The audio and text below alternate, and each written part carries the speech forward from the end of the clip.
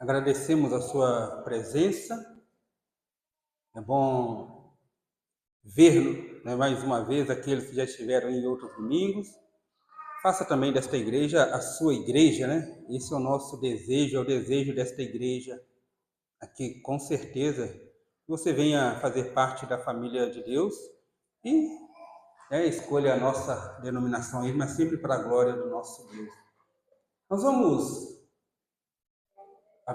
eu convido que você abra a sua Bíblia em Jonas, profeta Jonas, no capítulo 2. Jonas, no capítulo de número 2.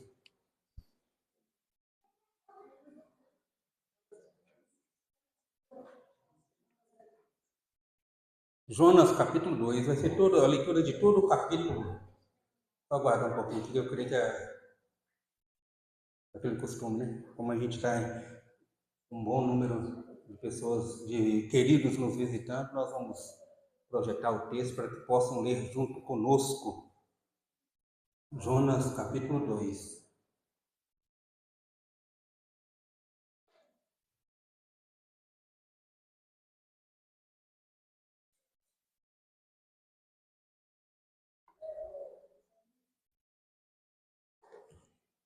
Hoje peço também que, logo após o término da mensagem, irmãos, aguentem um pouquinho aí, né? Nós temos hoje também uma programação especial, como nosso irmão já orou, né? Agradecendo também por esse dia. Jonas 2.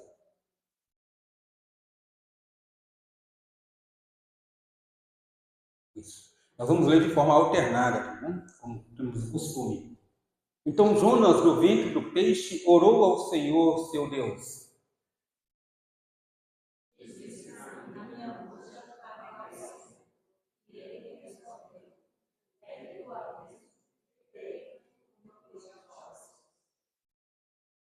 Pois me lançaste no profundo, no coração dos mares, e a corrente das águas me cercou. Todas as tuas ondas e as tuas vagas passaram por cima de mim.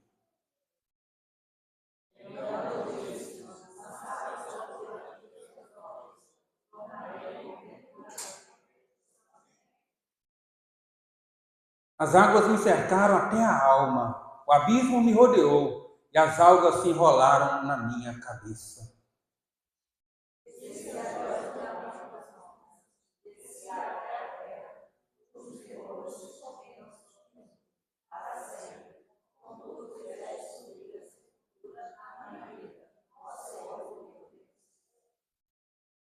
Quando dentro de mim desfalecia a minha alma, eu me lembrei do Senhor e subiu a ti a minha oração no teu santo templo.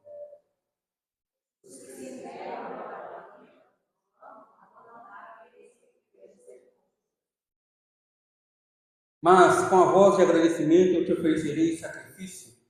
O que votei pagarei, ao Senhor pertence a salvação.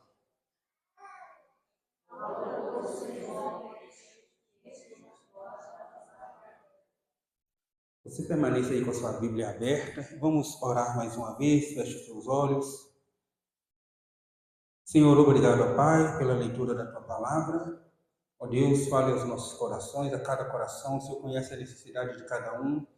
Que o Santo Espírito possa aplicar a Tua Palavra de acordo com aquilo que nós precisamos, não como nós queremos, mas de acordo com a Tua vontade. Oramos em nome de Jesus. Amém. Irmãos, em Jonas nós estamos falando da misericórdia do Senhor, porque a misericórdia do Senhor é a motivação maior para missões em uma igreja presbiteriana, como já disse, mês de agosto, mês de missões. No dia 5 de agosto, por falar isso, né? Olha só, então já tem 15 anos, aconteceu no Chile, no deserto de Atacama, onde 33 trabalhadores ficaram presos em uma mina. Uma explosão bloqueou o acesso a essa mina. Então, esses 33 homens, eles não tinham como sair. E eles ficaram num refúgio de 50 metros quadrados. Aí eu não sei se era o tamanho desse templo, maior ou menor, eu não sei. 50 metros quadrados. Em condições perigosas, que a gente chama de insalubres. não eram condições saudáveis. E eles só foram localizados 17 dias após o acidente. Creio que quem tem aí mais de 20 anos lembra desse acontecimento. A previsão para o resgate daqueles 33 homens era que o acidente aconteceu em agosto, que eles fossem resgatados próximo ao Natal, em dezembro. Mas em outubro, no dia 12 de outubro, ou 69 dias após o confinamento, aqueles homens foram resgatados, um por um. Começaram a ser tirados daquele abrigo e levados à superfície por uma cápsula que eles construíram especificamente para aquele motivo. Menos de 24 horas durou todo o resgate, entre o primeiro a sair e o último a sair daquele abrigo. Creio, irmãos, que todos, como eu falei, de 20 anos para cima, devem ter acompanhado os noticiários e ficaram aflitos. Existe até um filme, chamado Os 33, que conta a história destes homens. E eles passaram esses 69 dias dentro de um abrigo que estava a 700 metros de profundidade. Para nós termos uma ideia, vindo para cá, quando chegou próximo em frente à Maranata, eu zerei lá embaixo o botãozinho lá para ver qual a distância de lá até aqui. E deu exatamente 700 metros. Então imagina 700 metros daqui até a igreja Maranata. Agora, em vez de ser assim, é assim. 700 metros profundos, para dentro da terra. Essa era a distância. Assustador, né? Chegar na sacada de casa, 3 metros de altura, para alguns já dá uma vertigem. Imagina ficar 700 metros dentro de um buraco. Dentro do mais profundo abismo. No nosso texto, nós lemos a história de um homem, do profeta Jonas, que também está no mais profundo abismo. Jonas foi engolido por um grande peixe. O último verso do capítulo 1, que é o verso 17, fala que o Senhor deparou, o Senhor ordenou, é um dos significados para essa palavra. Ele ordenou que um grande peixe fosse e engolisse Jonas. E Jonas agora está no mais profundo do abismo. E o pior, Jonas está sozinho. Enquanto aqueles homens tinham a companhia uns dos outros, Jonas estava sozinho, no mais profundo abismo. Enquanto aqueles homens estavam ali porque estavam presos por causa do exercício da sua profissão, Jonas também estava no profundo abismo por causa da desobediência em não cumprir a sua missão. Vamos lembrar rapidamente o que diz o capítulo 1? Jonas recebe uma ordem do Senhor para clamar contra a grande cidade de Nínive. Deus fala assim, olha, se Nínive não se arrepender, dentro de 40 dias, Nínive seria destruída. Jonas fala, eu vou. Mas que nada. O coração de Jonas, ele estava disposto a fugir. Tanto que ele pega um navio e vai para a direção oposta. Nínive de um lado, ele vai para Tarsis de outro.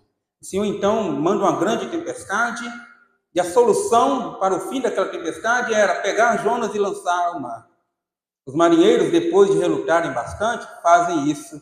Jonas é lançado ao mar, o mar se acalma, e eles ficam admirados e passam a adorar ao Deus de Jonas. Esse é um resumo do capítulo 1. O que era ruim para Jonas, ele agora foi lançado ao mar, iria ficar ainda pior. Ondas gigantes, tempestades, animais ameaçadores, desidratação, são perigos que um náufrago encontra. E Jonas, entre o tempo, não sabemos quanto tempo ele ficou ali na água antes de ser engolido, ele era um náufrago. E ele foi lançado ao mar sem nenhum tipo de embarcação, de nenhum tipo de salva-vidas, simplesmente foi lançado ao mar. E de repente, irmãos, o inesperado acontece. Jonas é engolido por um grande peixe, onde ele fica 3 dias e 3 noites. Eu acho que nem mesmo o profeta imaginou que isso poderia acontecer. Talvez ele pensasse assim: quando for lançado ao mar, a tempestade vai acabar e a minha vida também. Irmãos, assim como Jonas, nós muitas das vezes vamos parar ou nos sentimos no mais profundo abismo. E hoje eu proponho falar com os irmãos, respondendo algumas perguntas. O que levou Jonas para o mais profundo abismo? E o que nos leva, muitas das vezes, para o mais profundo abismo? Depois, o que aconteceu com Jonas no profundo abismo? E o que acontece conosco quando nós nos sentimos no mais profundo abismo? E por fim, o que Deus fez com Jonas no profundo abismo e o que Deus faz com cada um de nós quando nos sentimos assim.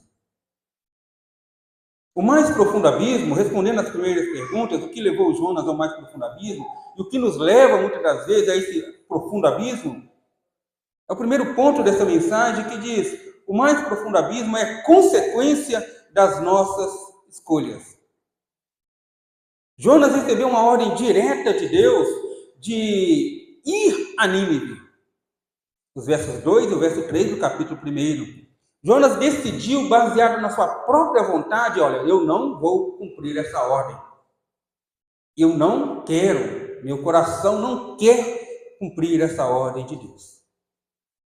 Nós somos alertados pelas Escrituras, pelo profeta Jeremias, no capítulo 17, verso 9, de que o nosso coração ele é enganoso e ele é desesperadamente corrupto. E não só isso, não só esse texto, mas a própria Escritura nos traz diversos exemplos de como o coração do homem pode ser enganoso, pode colocar o homem no mais profundo abismo se ele seguir o seu coração. E se nós temos a palavra de Deus como única regra de fé e prática, nós temos que nos atentar para isso. Vamos só lembrar de alguns exemplos. Abraão e Sara, chamados para serem pais de uma grande nação. Só que já estavam idosos. E ainda Sara era estéril. Então ela tem um plano e fala: Abraão, tenha um filho com a serva. E assim nós vamos ter a nossa descendência. Abraão, por ele não. O Senhor falou que não é esse o caminho. Mas Abraão atendeu ao conselho ou à ideia de Sara. Então os dois são igualmente culpados. E nós sabemos as consequências que teve e que ainda tem até hoje por causa desse desejo de seguir aquilo que estava no coração. O povo de Israel, mais para frente, quando ele entra na Terra Prometida, todas as nações têm reis. Israel era governado, era uma teocracia. Deus governava o povo por meio do profeta, no caso, Samuel. De repente, o povo fala com Samuel: olha, as nações têm reis, nós queremos ter rei. Samuel chega para Deus, Deus fala: olha, vamos atender, eles não estão rejeitando é você, nós estamos rejeitando a mim. O primeiro rei de Israel, quem foi? Saul. E Saul foi uma tragédia como rei. 1 Samuel capítulo 8, capítulo 12, capítulo 15. Depois de Samuel vem o grande rei Davi, o homem segundo o coração de Deus, mas que em um determinado momento seguiu o seu coração, olhou para uma mulher, cobiçou aquela mulher, tomou a mulher do próximo, foi repreendido por Deus e a espada veio sobre a sua casa, segundo Samuel capítulo 12. Por falar em Davi, um dos filhos de Davi, ou o filho mais velho, Amon, a Bíblia fala que ele se enamorou pela sua irmã, pela sua meia-irmã, a ponto de desejar e armar um plano tão, essa expressão, né, diabólico, terrível, fingir que estava doente, e aí pede que a irmã vai cuidar dele, e quando essa irmã chega para cuidar, sua meia-irmã, né, era irmã por parte de pai, ele a força, ele se deita com ela, ele a desonra. E a Bíblia diz, lá em 2 Samuel, no capítulo 13, que assim que ele faz isso, ele já a despreza, trazendo humilhação sobre ela. Mais para frente, em Juízes 13 e 17, tem Sansão, que desde pequeno, ou desde o anúncio do seu nascimento, era alguém que seria consagrado ao Senhor, Era um nazireu, então tinha coisas que ele não podia fazer, não poderia cortar o cabelo, não poderia provar bebida forte, não poderia tocar em cadáveres, entre outras coisas. Mas ele vive a vida dissoluta, de qualquer maneira, arrumando relacionamentos fora do povo de Deus, até cair nas mãos de Dalila, até cair nas mãos dos filisteus, até ter os seus olhos furados, e servir de espetáculo para os inimigos, onde ele reconhece, depois de ser humilhado pelos filisteus, que Deus o havia chamado para algo. Quando vamos no Novo Testamento, um casal que tinha sua propriedade, eles, vendo Barnabé vender o que tinha e colocar à disposição da igreja, eles falaram assim, vamos fazer a mesma coisa, mas nós vamos omitir, nós vamos guardar uma parte para nós, vamos falar que nós estamos dando tudo. Ananias e Safira, Atos capítulo 5. E aí o apóstolo Pedro fala, vocês mentiram, não para nós, mentiram para o Espírito Santo, porque seguiram o próprio coração. Tem o caso de Judas, né? Aquele que vendeu Jesus por 30 moedas de prata, depois teve um arrependimento, que na verdade não foi um arrependimento, foi um remorso, e ele foi lá e atentou contra a própria vida. Irmãos, nós podemos achar mais exemplos na Bíblia, mas creio que esses são suficientes para mostrar que todos aqueles que seguiram o coração tiveram problemas sérios e muitas das vezes duradouro. João Calvino, ele diz assim, ele escreveu assim, né? O coração do homem é uma fábrica de ídolos. E que cada um de nós, desde o nosso nascimento, nós já nascemos com a capacidade de inventar ídolos. Ou seja, de colocar qualquer coisa no lugar de Deus. Irmãos, quantos são arrastados, como eu já falei aqui com os irmãos, e volto a repetir, pela mais bela das mentiras, ouça o que diz o seu coração, siga o seu coração, faça o que deixa o seu coração feliz. Isso não é bíblico, isso, mais uma vez, é diabólico. Irmãos, não podemos confiar no nosso próprio coração, porque Salomão escreveu lá em Eclesiastes 9:3 que o nosso coração é cheio de maldade. E Tiago, concordando com Salomão, ele fala que a origem do pecado vem da cobiça, e a cobiça está presente no coração. E aí voltamos nos 10 mandamentos, o último dos mandamentos diz que não podemos cobiçar. A escolha de Jonas foi baseada no desejo do seu coração. Ele não queria levar a mensagem a Nínive, porque sabia que ela iria se arrepender e Deus iria perdoar. Ele foi levado ao mais profundo abismo, porque ele seguiu o próprio coração. Jonas não desejava o perdão dos seus inimigos. Jesus, lá em Mateus, no capítulo 5, vai dizer que nós devemos amar os nossos inimigos e orar por aqueles que nos perseguem. Então, Jonas foi parar no profundo abismo porque seguiu o próprio coração. Nós temos que tomar esse cuidado, porque também podemos parar no profundo abismo se seguirmos o nosso coração. O segundo ponto dessa mensagem, lá no profundo abismo, o que aconteceu com Jonas? O que acontece conosco quando nós estamos no profundo abismo? Lembrando que Deus está tratando com um filho dele, com um profeta dele. Deus está tratando conosco, que somos da igreja dele. As nossas escolhas podem nos levar ao mais profundo abismo. E agora, o que acontece? Jonas, irmãos, não era apenas um profeta fujão, mas ele era também teimoso, ele era orgulhoso. Foi preciso 3 dias e 3 noites para que Jonas admitisse a sua fraqueza. 3 dias e 3 noites do ventre do peixe, no profundo abismo, para que ele admitisse e confessasse a sua culpa.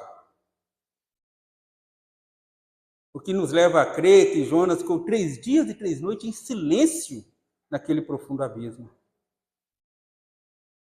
Veja o que acontece, irmãos. Volte a sua atenção, então, para o texto base, para o capítulo 2 de Jonas.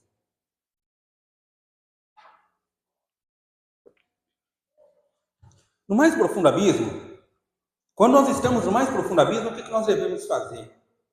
A única opção que existe é orar, é clamar, é gritar pelo socorro do Senhor. E Jonas fez isso. Verso 1. Do ventre do peixe orou ao Senhor, seu Deus. Verso 2. E disse: na minha angústia clamei ao Senhor. Então, quando nós estamos no mais profundo abismo, o que nos resta é orar, clamar, gritar pelo socorro do Senhor. Verso 3 aí. No mais profundo abismo, é preciso fazer uma oração de confissão da realidade que nos cerca. Pastor, mas Deus já sabe todas as coisas. Sim, mas é preciso, quando nós estamos no mais profundo abismo, olhar ao nosso redor, olhar a realidade que nós estamos envolvidos, que nós estamos passando por ela. Veja que Jonas fez, olha, o Senhor me lançou no profundo abismo, no coração dos mares, estou cercado por águas, por ondas, que passam por cima de mim. É a realidade. No mais profundo abismo, nós vamos olhar e vamos ver, olha, estou cercado para todos os lados.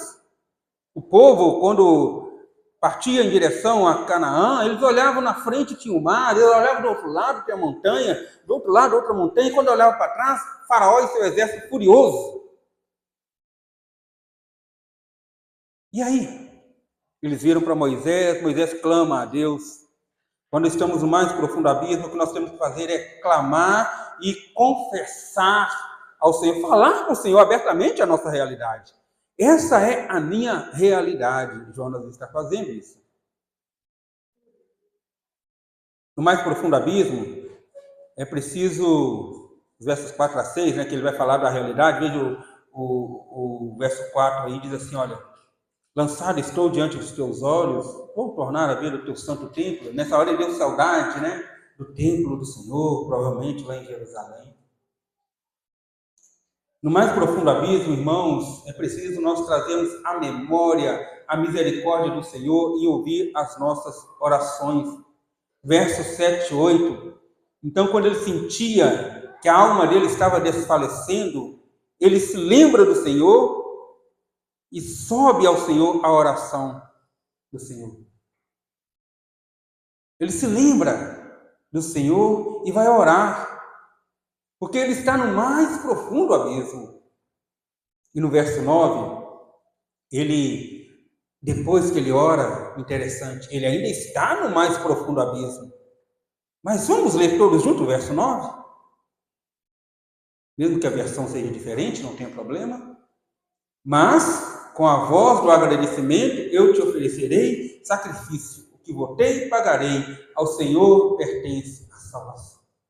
No mais profundo abismo, ainda lá no mais profundo abismo, antes do Senhor dar a solução, ele já faz uma oração de agradecimento a Deus, em reconhecimento pela salvação do Senhor. E aí, irmãos, quando nós estamos no mais profundo abismo, as nossas fraquezas são expostas. No mais profundo abismo é o lugar onde nós realmente temos a consciência de quem nós somos. E sabe qual era a maior fraqueza de Jonas, que foi exposta aqui? Tem um livrinho pequeno de um pastor, que o título é assim, Jonas, um missionário bem-sucedido que fracassou. Por quê? Ele foi bem sucedido porque toda a cidade se converteu. Mas esse não era o desejo dele.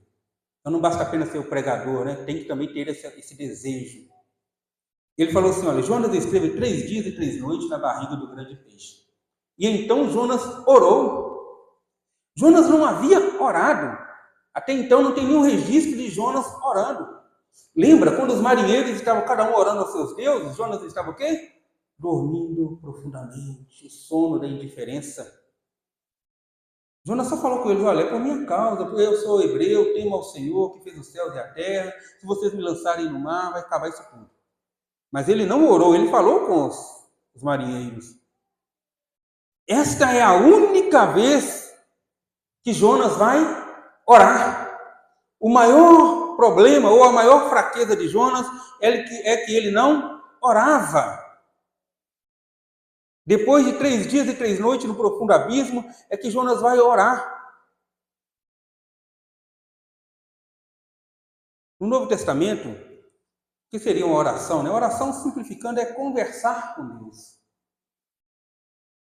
Jonas recebeu uma ordem difícil. Vai lá pregar para aquela nação inimiga, terrível. Você vai. Ele simplesmente não... Poderia ter perguntado a Deus, mas Senhor, eles são desse jeito, eles fazem isso. Deus não iria achar ruim. Porque no Novo Testamento tem um exemplo de um homem que recebeu uma ordem igualmente difícil do Senhor. Atos capítulo 9 tem registrada a conversão de Saulo. E quando ele é levado para Damasco, quando ele está alguns dias sem nada a enxergar, o Senhor Jesus aparece para Ananias e fala assim: Ananias, vai na rua que se chama direita, na casa de Simão, e fala, lá você vai encontrar Saulo e ele está orando. Você vai orar com ele, ele vai recuperar a visão. Mas Senhor, este homem, eu sei o mal que ele está fazendo aos seus lá em Jerusalém. Ele está colocando homens, mulheres, crianças, todos os que são do caminho, os que seguem o Senhor, na prisão. E eu sei que ele tem com autoridade para prender os seus seguidores aqui. Então, se eu vou lá, esse homem vai me prender também. Pai, porque ele é para mim um escolhido. E eu vou mostrar para ele o quanto importa sofrer pelo meu nome. Ou seja, Ananias colocou diante do Senhor o seu medo, mas foi. Com medo, mas foi até Saulo. E quando ele chega a Saulo, ele fala assim: Saulo, irmão, o Senhor me enviou a ter contigo. Irmãos, Deus usa o mais profundo abismo para expor as nossas fraquezas. Se você está se sentindo no mais profundo abismo, ou está à beira deste abismo, eu te faço uma pergunta bem simples e que você não precisa responder para mim. Você tem orado? Paulo, aos Tessalonicenses, na primeira carta, capítulo 5, verso 17, ele, em vários preceitos, né, e no verso 17 ele traz em 3 palavras: orai sem cessar. E Jesus, em Mateus 26, ele fala: vigiai e orai. Sabemos qual era a fraqueza de Jonas, e ela foi exposta pelo profundo abismo. Por mais que ele dissesse assim: olha, eu conheço o Senhor, eu temo ao Senhor, ele não tinha essa intimidade de orar ao Senhor. O que Deus faz com Jonas no mais profundo abismo? O que Deus pode fazer conosco? O mais profundo abismo, irmãos, é um lugar onde Deus mostra a sua grande providência para conosco. Quando Deus usa o mais profundo abismo para expor as nossas fraquezas, não é que Deus está sendo cruel. Não é isso. Se Deus quisesse acabar com Jonas, fazer Jonas sofrer, era só deixar no mar ali. Ele iria ter desidratação, ele iria morrer aos poucos. Muitas das vezes, quando nós estamos no mais profundo abismo, Deus vai nos levar ali nesse profundo abismo para nos mostrar qual é a nossa fraqueza. Ele está providenciando para nós um ensinamento, mostrando que nós precisamos corrigir em nossas vidas. E isso nós podemos encaixar com as palavras de Paulo que diz: sabemos que todas as coisas, a igreja completa, cooperam para o bem daqueles que amam a Deus. Aí eu posso fazer uma pergunta: você ama a Deus? Então todas as coisas cooperam para o seu bem, porque você foi chamado segundo o propósito de Deus. As providências de Deus, irmãos, muitas das vezes podem parecer estranhas. No caso de Jonas, a grande providência foi o grande peixe. Ele, ao ser engolido, Jonas, na verdade, estava sendo protegido dos demais perigos ali. O reverendo Hernandes diz assim: olha, Jonas havia desistido de Deus, mas Deus não desistiu. Jonas pensou que o mar fosse a sua sepultura, mas Deus enviou um grande peixe para salvá-lo. Deus fez uma grande operação, né? Usando o mar, a tempestade, o grande peixe, para trazer Jonas de volta à sua missão. Ele termina dizendo que o amor de Deus persegue implacavelmente Jonas e encontra Jonas no fundo do mar e traz Jonas de volta ao ministério. E assim no verso 10 vai dizer que o grande peixe vomita Jonas na terra. A criação respondendo com obediência às ordens soberanas do Criador, como lá no primeiro capítulo. O grande peixe, que poderia ter sido uma armadilha mortífera, mas na verdade era um instrumento de libertação de Deus. Pode ser, irmãos, que o profundo abismo pelo qual você possa estar passando ou já passou, na verdade, é Deus com seu governo, muitas das vezes incompreensível para nós, cuidando, providenciando, nos preparando cada vez mais para Ele. Jeremias, no capítulo 29, verso 11, ele escreveu assim: eu sei que pensamento que tenho a vosso respeito, diz o Senhor, pensamento de paz e não de mal, para dar-vos o fim que desejais. E aí as palavras de Jeremias concordam com Isaías, em capítulo 55, ele diz assim: porque os meus pensamentos não são os vossos pensamentos, nem os vossos caminhos, os meus caminhos, diz o Senhor. Porque assim como os céus são mais altos do que a terra, assim são os meus caminhos mais altos do que os vossos caminhos, os meus pensamentos mais altos do que os vossos pensamentos. O certo é, irmãos, que Deus, em sua providência, Ele sustenta, Ele dirige, Ele governa toda a sua criação. Deus não está indiferente, Deus continua agindo. Por mais, irmãos, que o profundo abismo seja a consequência das nossas escolhas, Deus está com a sua misericórdia, cuidando de tudo à sua maneira. Jonas, no início da sua oração, verso 1, o que ele fala? Volta lá no verso 1, ele diz assim, olha, então Jonas do ventre do peixe orou ao Senhor, seu Deus. E no final, no verso 9, ele faz um agradecimento, reconhecendo que a salvação pertence ao Senhor. Quero concluir e trazer aplicações para nós. Vamos voltar nossos pensamentos lá naquela história dos 33 mineiros. Antes daqueles homens serem tirados do profundo abismo ali da terra, um socorrista chamado Manuel Gonzalez entrou dentro da cápsula e desceu os 700 metros. O objetivo dele era passar instruções para aqueles mineiros que estavam ali há 68, 79 dias, de como seria o resgate, de como eles iriam escolher quem seria o primeiro e assim a ordem. E assim foi feito o resgate. Depois outros desceram para ajudar esse primeiro socorrista. Jonas, após 3 dias e 3 noites no ventre do peixe, foi devolvido à superfície, porque ele ainda tinha que levar a mensagem de juízo e a mensagem de misericórdia para a grande cidade de Nínive. Irmãos, mesmo diante de tamanha rebeldia, a história de Jonas aponta para Cristo, que veio buscar e salvar o que se havia perdido. Nós estávamos, como diz o apóstolo Paulo, nós estávamos perdidos, nós estávamos no mais profundo abismo, afastados de qualquer possibilidade de comunhão com Deus, pelos nossos próprios esforços. Então Deus envia o seu Filho. Por isso que Jesus vai dizer, lá em Mateus capítulo 12, que é o texto que nós lemos no início, que o único sinal que seria dado era o sinal de Jonas. Porque Jonas, mesmo diante de toda a sua rebeldia, diante da sua tentativa de fuga, estava apontando para o que Cristo veio fazer. Irmãos, Jesus desceu ao mais profundo do abismo. Imagina o Deus Todo-Poderoso, Santo, Santo, Santo, abre mão da sua glória e vem morar no meio de pecadores. Jesus desce ao mais profundo abismo por causa da nossa rebeldia, para nos salvar.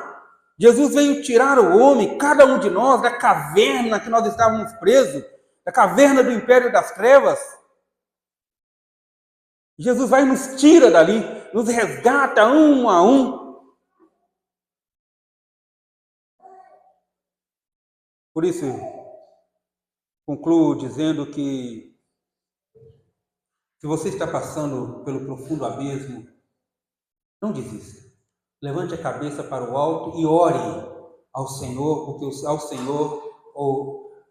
Senhor pertence a salvação. Ele é o Deus que salva. Pastor, mas esse profundo abismo meu está demorando, estou demorando a sair dele. como eu queria falar assim, olha, dentro de pouco tempo isso vai acontecer. A única coisa que eu posso dizer é que vai acontecer, mas no tempo de Deus. Porque Ele ainda trata com a gente. E muitas das vezes Ele vai nos tratar assim, nos deixando, assim como Jonas, no mais profundo abismo. Não porque Ele é cruel, mas porque Ele nos ama. Porque Ele é misericordioso para com aqueles que Ele escolheu desde antes da fundação. Vamos orar mais uma vez? Senhor Deus Todo-Poderoso, obrigado, Pai, como sempre, pela Tua palavra preservada e que chegou até nós. Ó Deus, quando olhamos para Jonas, somos também, ó Deus, em muitos momentos semelhantes a ele, quando nos sentimos ali no profundo abismo. E muitas das vezes, ó Pai, podemos até demorar a orar, mas que não seja assim, ó Pai.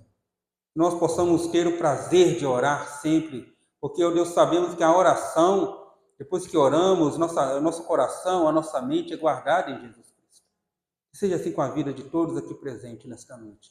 Que a Tua palavra possa encontrar abrigo, terra fértil em cada coração, e assim produzir frutos para a honra e glória do Teu santo nome.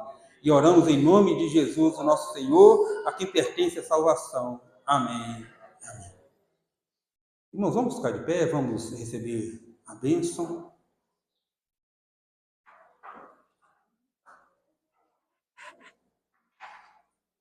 Que a misericórdia do nosso Deus, Pai, o amor de Jesus Cristo, nosso Senhor e suficiente Salvador, que a comunhão do Espírito Santo seja presente em cada coração e no povo de Deus por agora e sempre. Amém. Amém.